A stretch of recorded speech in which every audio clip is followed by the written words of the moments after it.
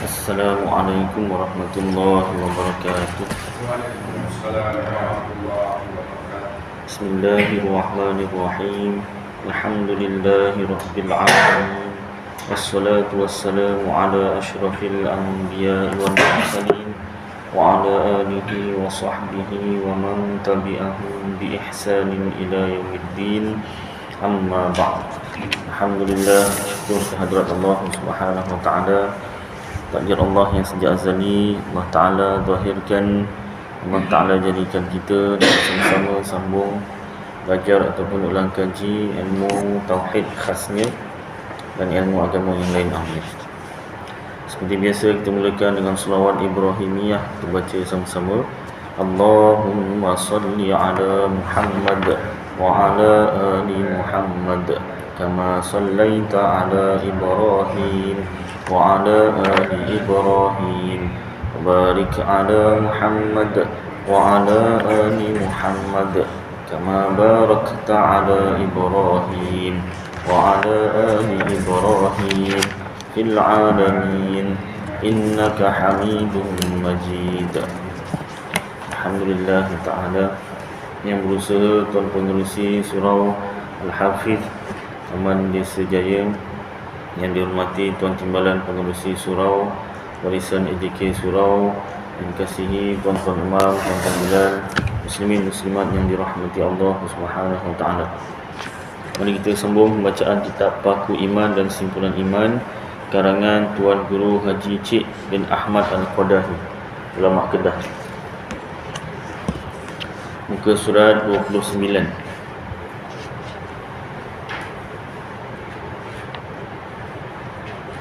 Dua baris dari pihak atas. Maka dua ibu bapa Nabi Muhammad sallallahu alaihi wasallam itu tiada masuk neraka. Kenapa? Kerana kedua-duanya ahlu fatrah, wafat, meninggal dunia sebelum bangkit Nabi Muhammad menjadi rasul. Adapun hadis riwayat Muslim daripada Anas, anna rajulan qala ya Rasulullah aina abi qala fin nari falamma qaffa da'ahu faqala inna abi wa abaka fin nari. Artinya lebih kurang bahawa seorang lelaki berkata, ya Rasulullah, di manakah bapa aku? Bapa lelaki ni dah meninggal dunia, maknanya kedudukan dia tu kat mana, syurga ke neraka? Bersabda, ya Nabi, bapa engkau di dalam api neraka sebab tak beriman. Mati dalam keadaan tak beriman lah. Tetapi meninggal dunianya tu sebelum kebangkitan Rasul lah. Maka tak kala berpaling lelaki itu, maka menyeru Nabi akan dia. Lelaki itu berpaling lah. Bila berpaling, maka menyeru Nabi akan dia. Maka bersabda, ya Nabi, bahawa bapa aku dan bapa engkau dalam neraka. Yang ini, itu asal maknanya begitulah. Yang ini Nabi bersungguh-sungguh, orang yang kafir yang mati di dalam kafir, tak kalau sudah bangkit Rasul kepadanya itu masuk neraka. Oh, bapa dia, bapa lelaki itu dah meninggal dunia selepas kebangkitan Rasul, tapi tak beriman, meninggal dunia, maka masuk neraka. Jangankan sekadar bapa engkau, sekiranya jika bapa aku sekalipun, tak kala sudah bangkit Rasul, jika tiada ia beriman, mati dalam kafir, semacamlah masuk neraka juga. Itu maksud hadis tersebut. Bunyi hadisnya tu seolah-olah Nabi SAW kata bapa Nabi masuk neraka, seperti mana bapa lelaki itu tadi. Tetapi syarah hadis tersebut kena rujuk kitab syarah hadis lah. Jadi dalam kitab ni, kitab Paku Iman ni, dia dah ambil sekali kitab syarah hadis. Contoh kitab syarah hadis namanya Bahrul Madhi. Kitab Bahrul Madhi ada 22 juzuk. Satu juzuk tebal macam ni, besar kertas A4. Ini kecil, nak tebal dia sama macam ni, 22 juzuk. Dia kurang sedepa gitulah. Itu tulisan jauh. dekat Masjid Nurul Hidayah Bandar Sri Alam ada. Saya pernah bacakan beberapa hadis serta syarahnya. Pengarang ni siapa? Iaitu pengarang Qamus Al-Marbawi, Syekh Muhammad bin Idris Al-Marbawi. Apa nama ni? Orang Merbau, Perak. Al-Marbawi, Merbau, Perak. Marbawi. Kalau Johor, Al-Jauhari. Dia orang Merbau, Al-Marbawi, Perak sini. Ulama Perak. Mensyarahkan hadis-hadis pilihan daripada Imam Tirmizi. 22 juzuk. Jadi ada bab tauhid, ada bab fikih, ada bab tasawuf dan sebagainya. Saya ada bacakan beberapa hadis. Contohnya hadis tauhid, la yuraddul qada'u illa bid-du'a. Tidak tertolak qada', yang ini takdir, melainkan dengan doa. Seolah-olah hadis tersebut kalau kita doa, insya-Allah takdir akan berubah. Tapi syarah hadis tersebut, bukanlah kita punya doa tu mengubah takdir. Doa kita pun dah masuk dalam takdir. Mula-mula si A miskin, dia doa supaya jadi kaya, kemudian dia jadi kaya.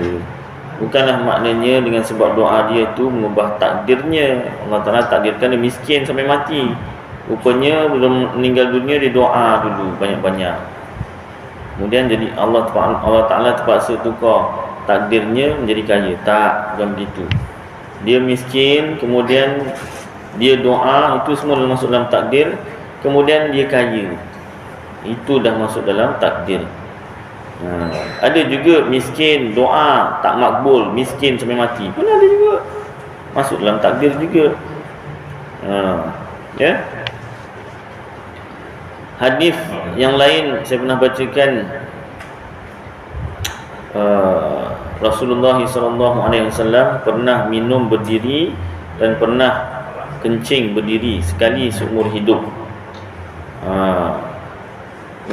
Jadi maknanya minum air berdiri itu satu sunnah dan kencing berdiri itu satu sunnah. Ustaz, dia betul. Sunnah itu maksudnya pernah dibuat oleh Rasulullah SAW. Dan bukan semua sunnah itu, semua yang Rasulullah pernah buat itu wajib. Tidak. Sunnah itu pecah hukumnya pada 5 hukum syarak. Ada sunnah yang wajib kita buat.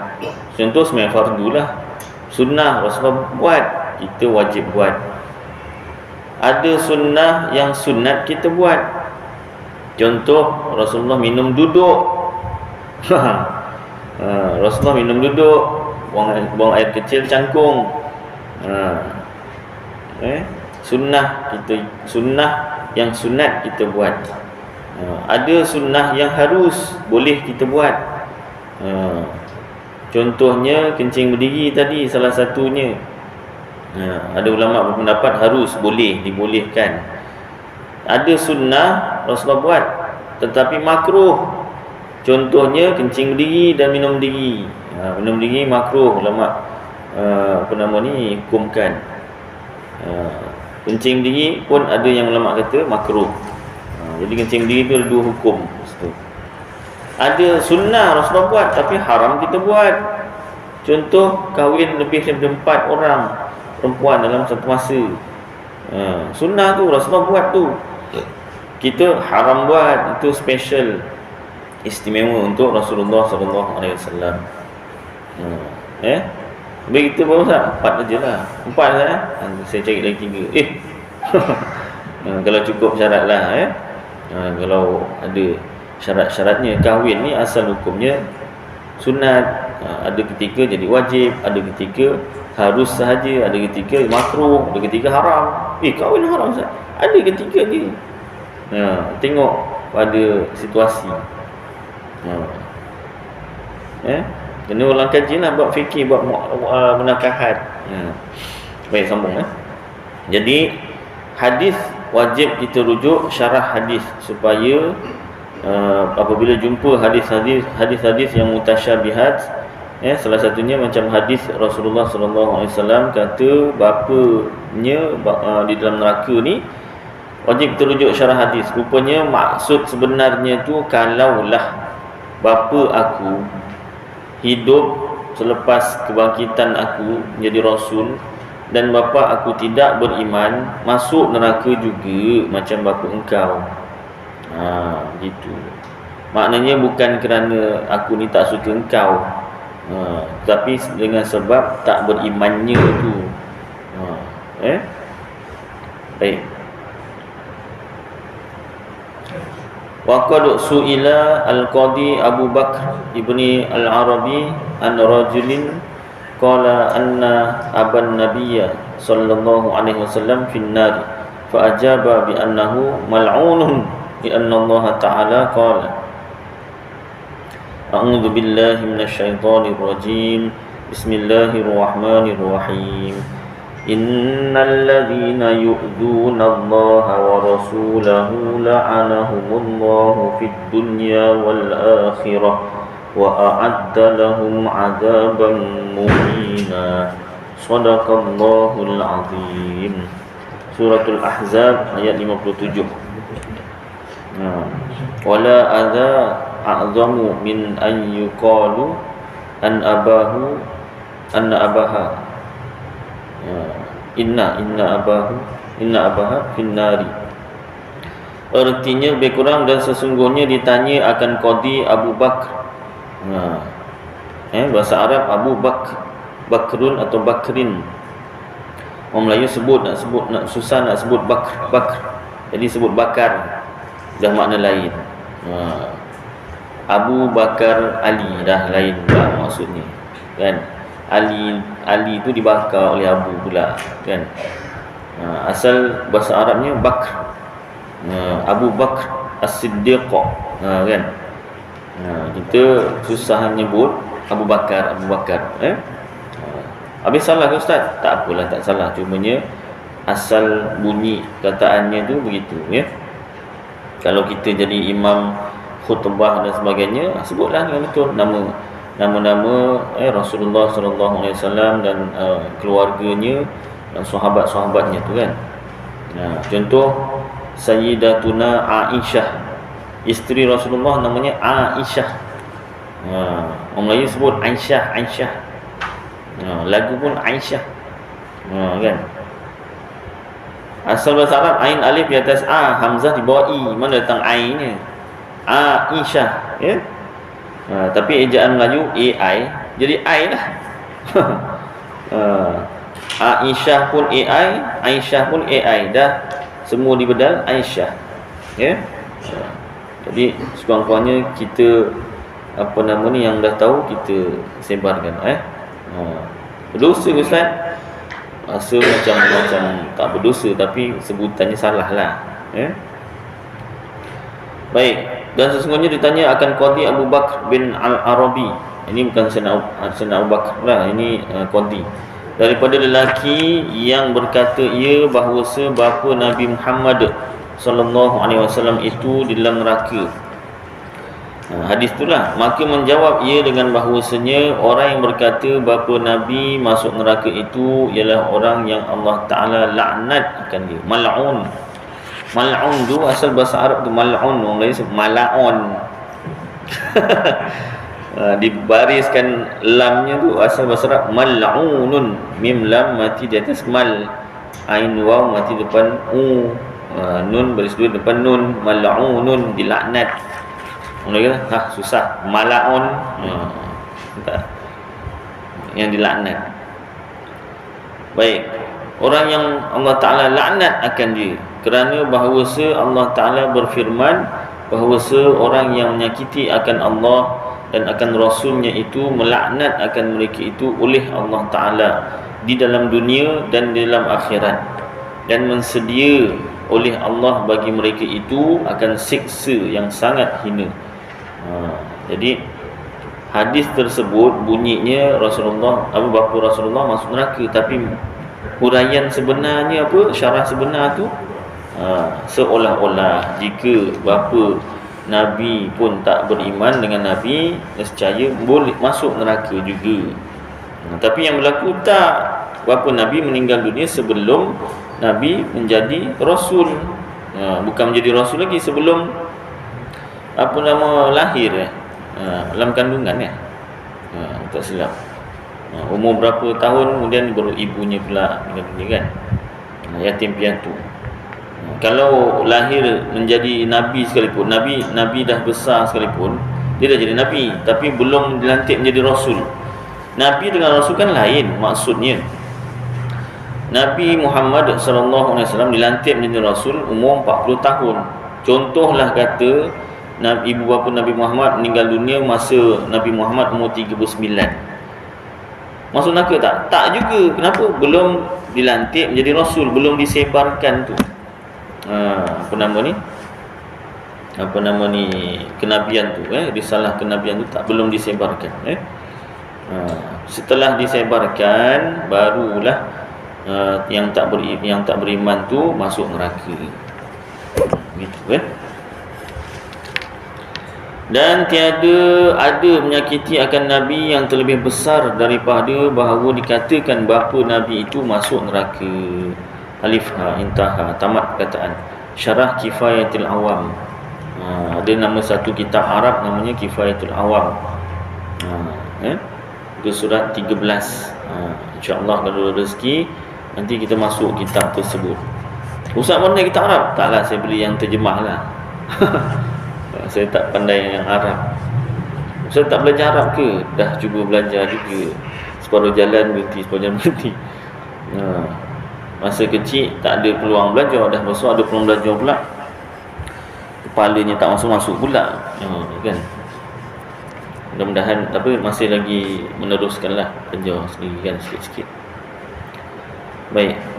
Soal, apa erti wajib percaya dengan segala rasul? Jawabnya, wajib atas tiap-tiap mukallaf, orang yang wajib menanggung dosa pahala yang cukup 5 syarat taklif, akil balik, cukup akil balik, sihat pendengaran atau penglihatan sekurang-kurangnya, lahir selepas pemerintahan Rasul sampai seruan Islam kepadanya. Wajib apa? Percaya dan iktikad, yakin dalam hati ada bagi Allah beberapa banyak nabi-nabi dan rasul-rasul. Hanya yang wajib kita ketahui dengan tafsilnya, dengan perincinya 25 jua. Wajib hafal tak? Tak wajib hafal, tapi kena belajar, kena tahu. Pertamanya Adam, kalau hafal lagi baguslah. Idris, Nuh, Hud, Salih, Ibrahim. Nampak? Ibrahim, ejaan Ibrahim tu, ra alif tu 2 harakat. Ha ya mim itu paling kurang pun 2 lah. Tapi yang bagus 4 atau 5. Jadi masa tahiyat akhir tu Ibrahim tu panjang, bukan Ibrahim. Tak. Dengan Ibrahim. Tapi itu sunat. Tahiyat akhir yang wajib, at-tahiyyatul mubarakatus salawatut thayyibatu lillah. Assalamu alayka ayyuhan nabiyyu wa rahmatullahi wa barakatuh. Assalamu alayna wa ala ibadillahi shalihin. Ashhadu an la ilaha illallah wa ashhadu anna Muhammadar Rasulullah. Itu tahiyat akhir.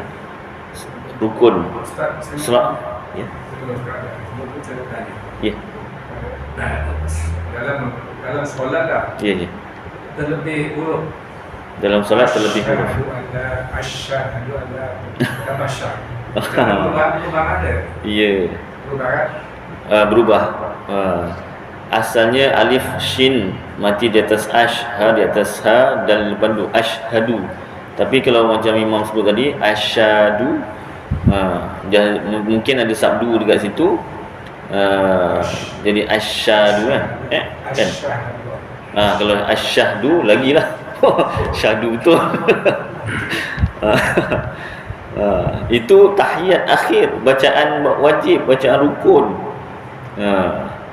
Memang tak sah tahiyat akhirnya. Bila tak sah tahiyat akhirnya, tak sahlah solat. Jadi bagus imam bangkitkan perkara tu. Walaupun imam dengar mana, mungkin adalah dengar orang sebut kuat kan. Kan mazhab Syafi'i kan bacaan wajib didengari oleh telinga sendiri. Jadi dia baca tu orang sebelah pun dengar juga. Jadi mungkinlah imam dengar kat situ kan.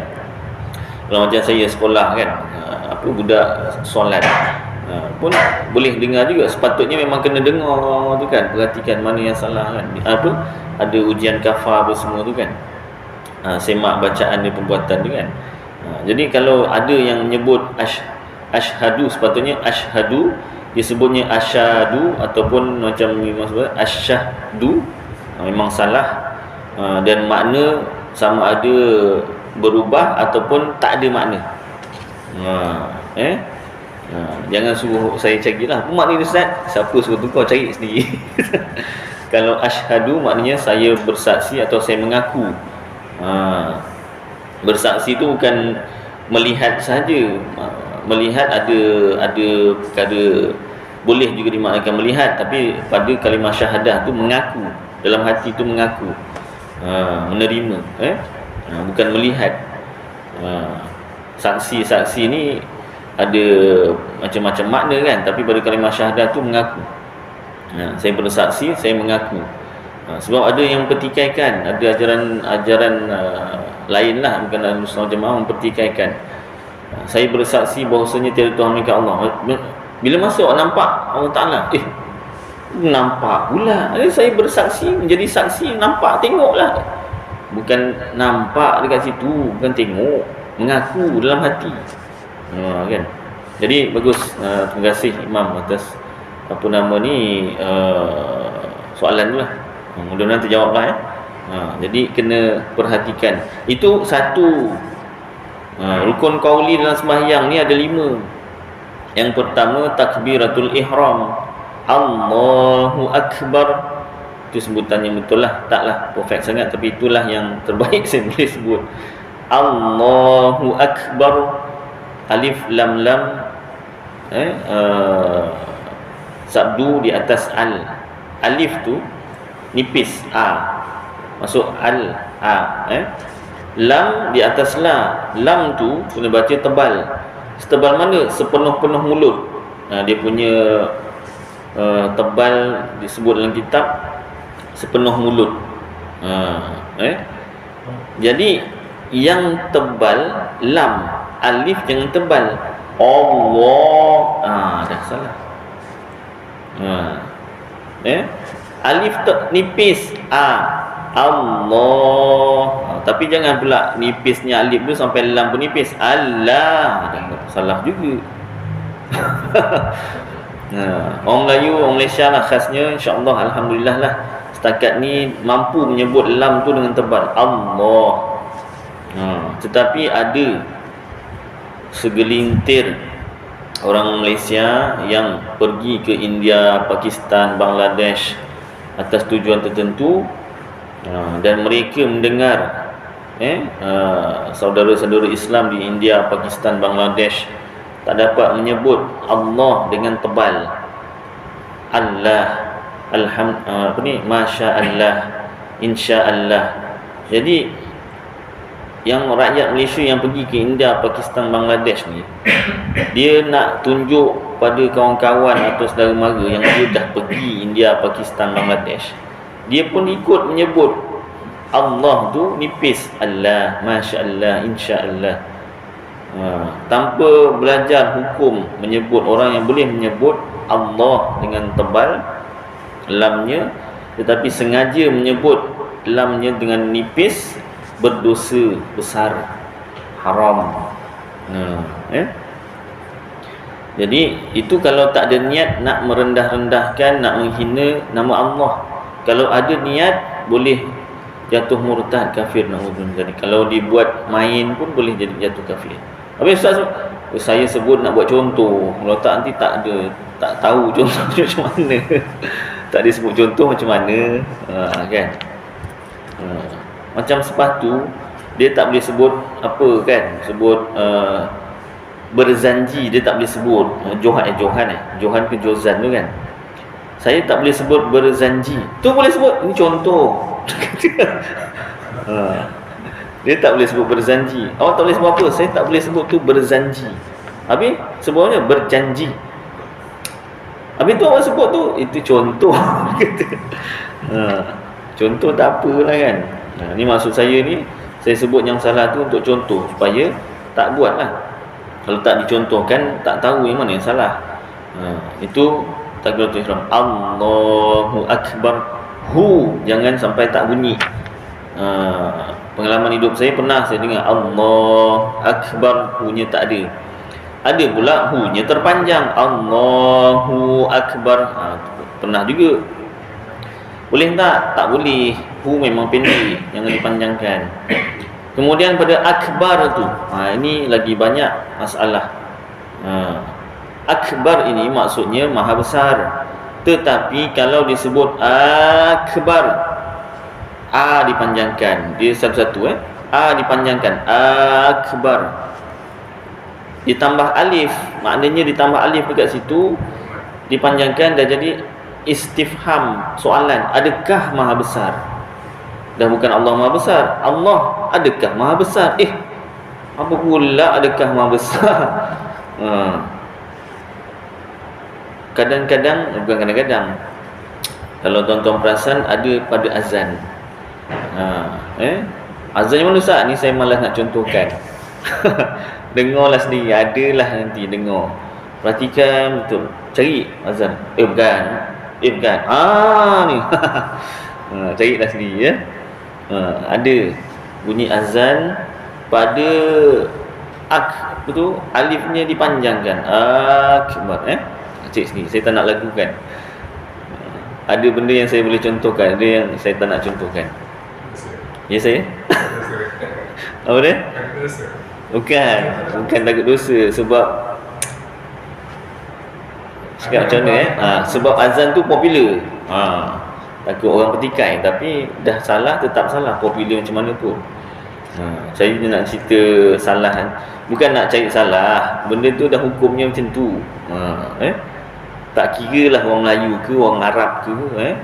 Tu dah hint juga tu. Tapi cek sini. Baik. Akbar. Adakah? Kemudian bar tu pula.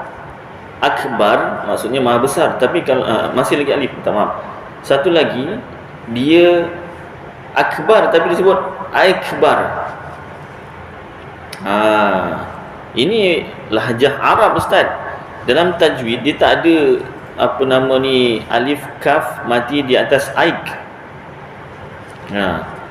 Sepanjang saya belajar lah surga Johor, dan guru saya selepas tu saya belajar, tak ada lah setakat ni. Tak tahu kalau ada kelas tajwid yang mengatakan alif kaf mati di atas aik.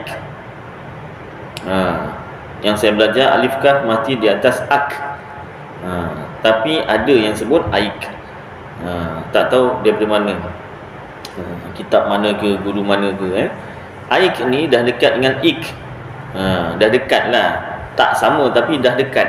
Kalau ikbar maksudnya salah satu nama darah haid. Itu dalam kitab Arab lah. Saya lupa nama kitab Arab apa. Guru saya pernah sampaikan lah. Jadi kalau saya dah biasa Ustaz, saya jadi Bilal dah 60 tahun Ustaz, aik Ustaz baru cakap macam mana contoh. Contoh kan, belum meninggal dunia kan, masih sempat lagi kan ubahlah. Tak habis yang lepas-lepas tu minta ampun je lah. Kan macam mana. Jadi sebetulkan sebutan. Susah Ustaz, lidah saya dah keras. Guru saya cakap, kalau betul lidah tu keras, cuba try test, potong pakai pisau jilid. Kalau betul keras, tak putus, luka pun tidak. Kalau tak nak, saya test kan. Tak usah, dah lembut. Tiba lembut pula kan. Dan lembut terus. Saya pernah mengajar 3 orang, bukan anak dara tau, nenek. Pangkat nenek dah. Seorang Jawa asal Indonesia. Ono cara rokok podo semua. Memang pekat. Tapi dah lama duduk Malaysia. Dia kalau belajar baca Quran, dia kalau belajar tu silau mata saya. Pasal apa? Gelangnya tu lipan. Silau mata. Dia kat Malaysia dia rajin. Niaga masak apa nasi ambeng apa tak silap. Sedap. Kan? Gelang lipan tu. Tunjuk tu silau. Yang kedua, Terengganu. Makan ikan malang-malang. Yang ketiga, minta maaf kalau ada orang Terengganu maaf. Dia memang lidah dia macam tu. Dah biasa dari kecil. Bayangkan nak belajar baca Quran, makan ikan malang-malang. Nak hilangkan NG tu macam mana? Yang ketiga jauh juga tapi jauh Malaysia. Tu okey sikit lah. Jadi bayangkan ni dua ni tuan-tuan. Lama juga dia belajar tajwid lah dengan saya. Belajar baca Quran. Dia memang bersungguh-sungguh. Yang paling sungguh-sungguh tu yang Jawa daripada Indonesia tu, yang ajak kawan-kawan dia lah. Jadi berjayakah saya mengajar? Berjaya, alhamdulillah. Yang Indonesia tu Bismillahirrahmanirrahim, nak dinipiskan tu, alhamdulillah berjaya lah. Maknanya boleh dilatih. Nak nipiskan tu kan, suruh latih. Saya suruh latih. Jadi sepanjang hari esok sambil masak ke berniaga aktiviti harian tu latih. Bis jangan bis kan, bis kan. Latih. Yang Terengganu dia bis tak ada masalah, dia pada huruf nun lah kan. Nun dia jadi NG. Contoh apa yang nun, adalah maknanya kunta tu kan jadi kung, tapi tu dengung jadi kung juga kalau tak dengung tu. Saya lupalah, tapi suruh latih. Alhamdulillah lah berjaya walaupun ambil masa lah kan. Yang Jawa Malaysia tu tak ada masalah sangat. Jadi maknanya boleh dilatih. Penyanyi aja berlatih. Apatah lagi kita nak baca Quran dan bacaan-bacaan dalam solat. Bacaan rukun. Rukun qauli. Jadi Allahu Akbar, daripada akbar tu nak tukar akbar, latih. Boleh dilatih. Kemudian bar. Akbar maksudnya maha besar, tapi kalau bar dipanjangkan, akbar, gendang yang besar. Bukan maha besar lagi, gendang yang besar. Jadi Allah dah betul sebutan, akbar pun kena betul sebutan. Kalau tidak, lain makna ataupun tak ada makna. Baik, rukun qauli yang kedua, Fatihah. Fatihah panjanglah. Kalau saya pernah dijemput dekat IPD mana dekat apa nama tu, bandar tu kan, IPK tu, Masjid Laksamana tu, kuliah duha. Saya bukan kuliah mingguan, kuliah gantian. Ustaz yang dipanggil tak ada. Jadi imam situ kenal saya, panggil saya, ganti je lah. Kalau ustaznya tak ada, kalau ustaznya ada memang saya tak akan dipanggil lah situ. Ustaz gantian je. Jadi ada satu kali tu dipanggil, dia tak bagi tajuk, dia bebas. Jadi saya ambil satu hari tu dah 2-3 kali jugalah dipanggil. Satu kali tu kiranya macam tahsin je lah, tapi tahsin sebenar ni kena yang duduk tu saya dengar tu, tapi tak macam tu lah. Saya cuma umum daripada bismillah sampai waladdallin tu, saya buat contoh yang betul, yang salah, yang betul, yang salah, yang betul, yang salah, yang betul. Lebih kurang 40 minit gitulah. Maknanya kalau nak dicontohkan yang salah, yang betul, yang salah, betul, lebih kurang 40 minit. Jadi untuk malam ni saya tak sebutlah. Jadi maknanya kita semak. Semak tu jangan sendiri semak.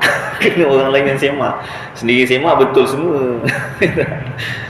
Ataupun kalau nak sendiri semak, rakam dengar balik. Sama juga, jadi betul semua juga. Biar orang lain yang semak. Imam ke, Bilal ke kan, kawan-kawan ke kan. Semak panjang pendek, sebutan hurufnya tu betul tidak kan. Syah azan dulu. Ketemu sikit.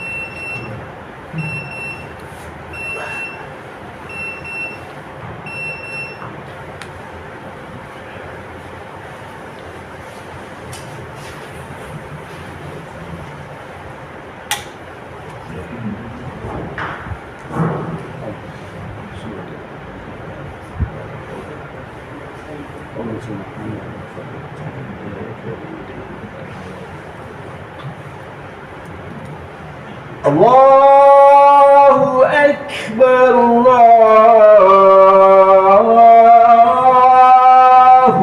Akbar.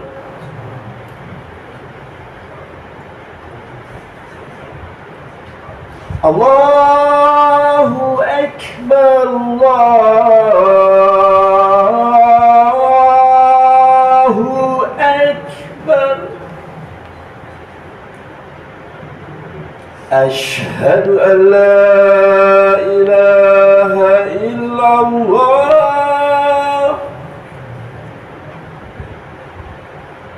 Ashhadu an la ilaha illallah.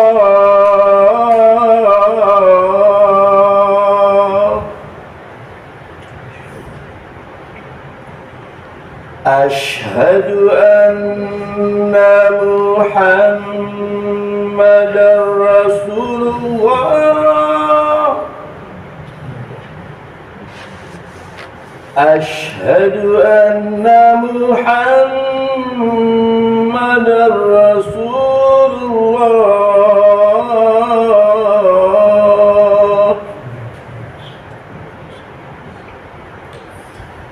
Hayya 'alas shalah, hayya 'alas shalah,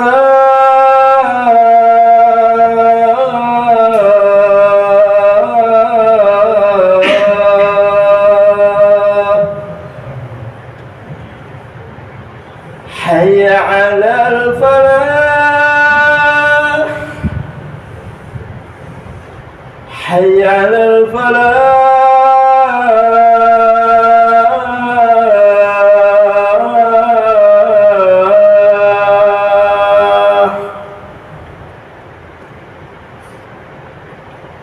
Allahu Akbar,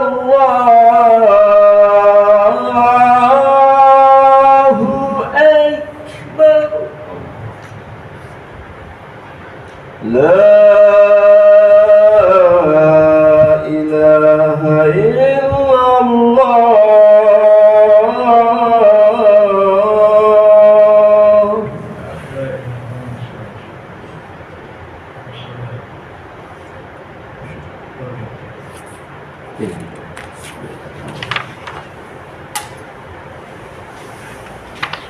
Baik, sama sikit ya.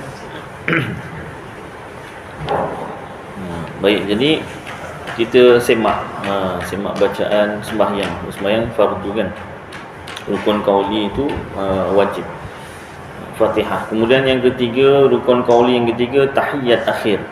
Jadi tahiyat akhir daripada at-tahiyyatul sampailah wa asyhadu anna Muhammadar Rasulullah. Masuk pada selawat itu rukun yang lain, rukun yang keempat. Selawat selepas tahiyat akhir. Allahumma salli ala Muhammad wa ala ali Muhammad. Mim tu ada sabdu Muhammad. Sebutan kena betul, tajwidnya kena betul. Allahumma salli ala, li pun pendek. Li tu kalau panjang dia maknanya lain. Allahumma salli ala Muhammad. Allahumma, ya Allah, salli, selawatlah olehmu ala Muhammad, ke atas Nabi Muhammad. Salli dekat situ, selawatlah olehmu hai lelaki. Allah Ta'ala gunakan kata ganti nama diri lelaki untuk dirinya, untuk Allah Ta'ala. Bukanlah Allah Ta'ala tu ada jantina, tidak. Maknanya menunjukkan kehebatan. Lelaki ni lebih hebat dari perempuan. Ya Ustaz, perempuan cakap. Iyalah. Pula tidak. Jadi kalau li tu panjang, solli, maknanya apa? Dia jadi selawatlah olehmu hai perempuan. Bahasa Arab ni solli, selawatlah olehmu hai lelaki. Solli, dua harakat jadinya. Asalnya satu harakat jadi dua. Selawatlah olehmu hai perempuan. Jadi selawat li tu jangan dipanjangkan. Ni saya cerita tahiyat akhir. Termasuklah selawat-selawat yang lain. Kalau Ustaz, fikir sendirilah. Tu pun popular juga. Yang popular ni cari sendiri ya. Azan yang popular, selawat yang popular. Selawat tu tak ada masalah, ertinya bagus, tapi sebutan kita tu panjang pendeknya salah. Jadi salah maknanya. Allahumma, ya Allah ya Tuhanku, salli, selawatlah olehmu hai perempuan. Kan dah teruk makna tu. Jadi Allahumma salli, ataupun salli. Saya nak lagukan nanti tahu pula. Dia bagus memang tahu, tapi kontroversi pula kan. Ada yang tanya, saya jawab lah. Ada yang tanya, jadi saya jawab lah. Adakah Allahumma salli itu kan? Jadi soalannya begitu ya. Soalannya begitu, jadi saya jawab lah. Yang pertama, Allahumma, ma tu pun patutnya pendek, panjang. Salli solatan, memang panjang lah tu. Tapi nak gelak je Ustaz. Allahumma, ma tu kalau pendek-pendek kan, tapi kalau dah pendek dah macam susah kan. Contohlah kata Allahumma salli solatan, kalau boleh lah. Tapi jelah lagunya dah lagi lah. Sebenarnya bukan salli saja. Yang pertama tadi Allahumma, ma tu dah panjang, itu dah makna lain ataupun tak ada makna. Solli tu yang paling utama, bahaya, sebab menisbahkan perempuan bagi Allah. Selepas tu saya tak nak tulislah banyak tapi apa yang utama lah, yang apa yang bahaya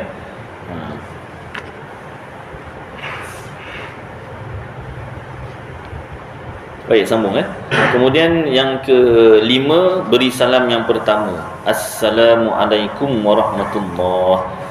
Jadi beri salam tu kena bertajwid. Jangan sama macam kita beri salam kat rumah. Kalau boleh beri salam kat rumah tu sama macam beri salam dalam sembahyang.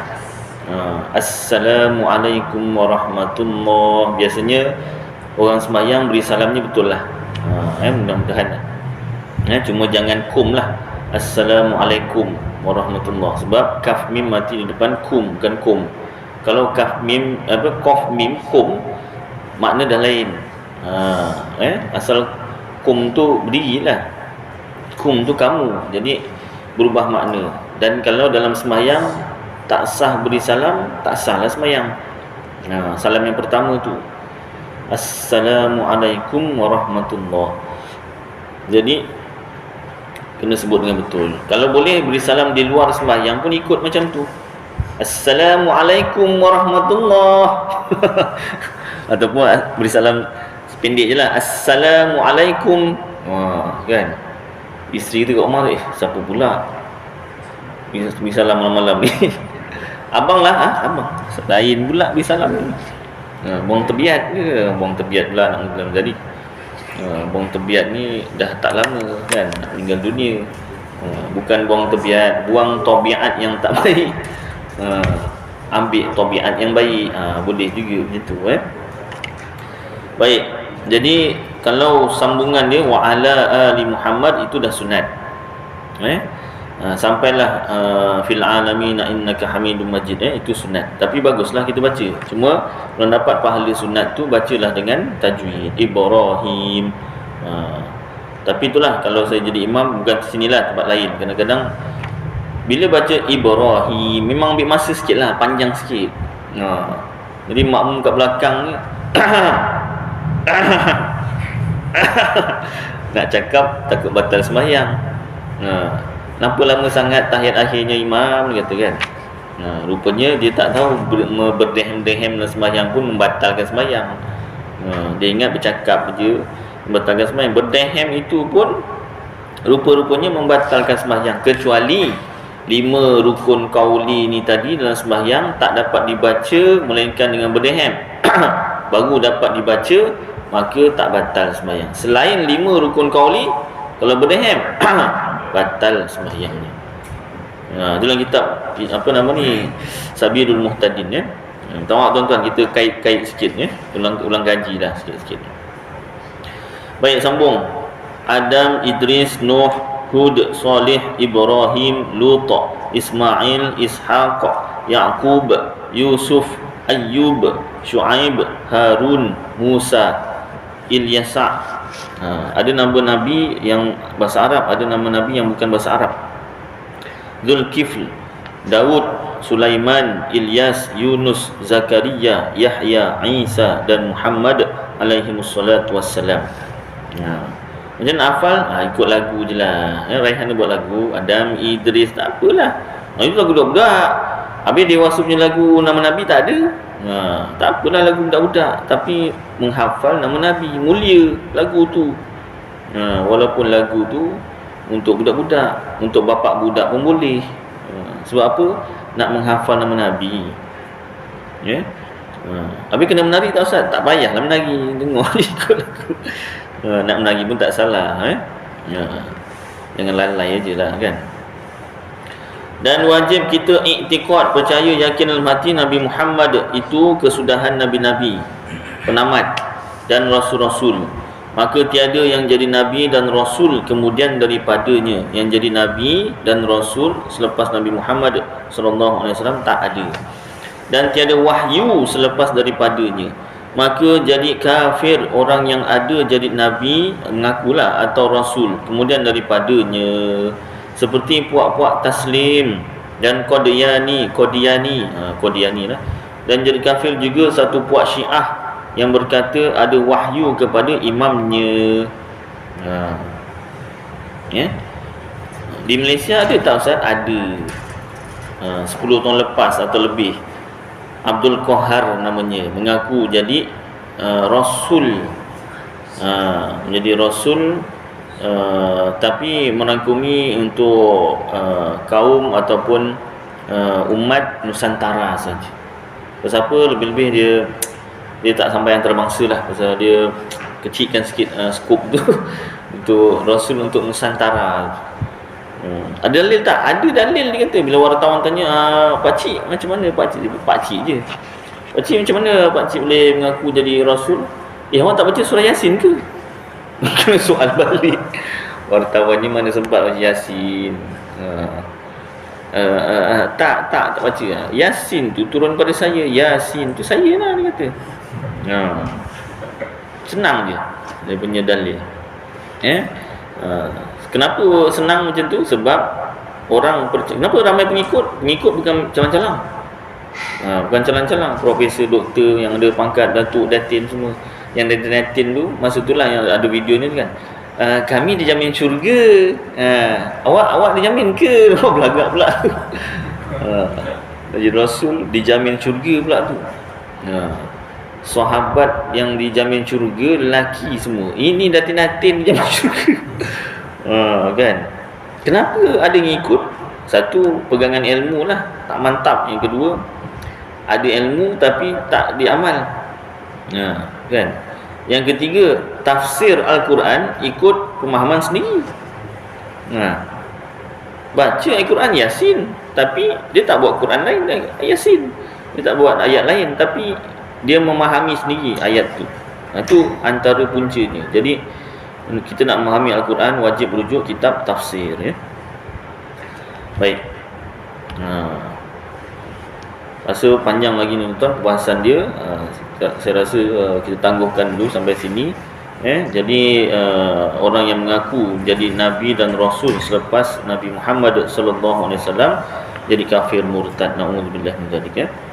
Cuma yang sambungan tadi cerita Abdul Qahar tu, bila jawatan agama nak tangkap, dia buat pengumuman lah, dengan ini saya meletakkan jawatan saya dia sebagai rasul. Boleh pula letak jawatan. Ingat CEO, COO, CFO ke letak jawatan.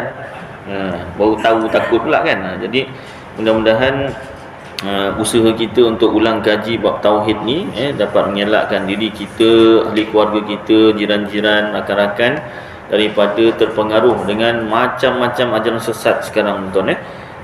Yang terbaru itulah apa nama Hulk tu, si Hulk, dan apa milah Ibrahim, macam-macam. Jadi kita ulang kaji ni supaya kita tak terpengaruh, mudah-mudahan insya-Allah. Aku qauli hadza wa astaghfirullahal azim li wa lakum wa lisairil muslimin wal muslimat wal mu'minin wal mu'minat fastaghfiruh fa ya fawzal mustaghfirin ويا نجاة التائبين وصلى الله تبارك وتعالى على خير خلقه سيدنا ومولانا محمد وعلى آله وصحبه وبارك وسلم سبحان ربك رب العزة عما يصفون وسلام على المرسلين والحمد لله رب العالمين تقبل الله منكم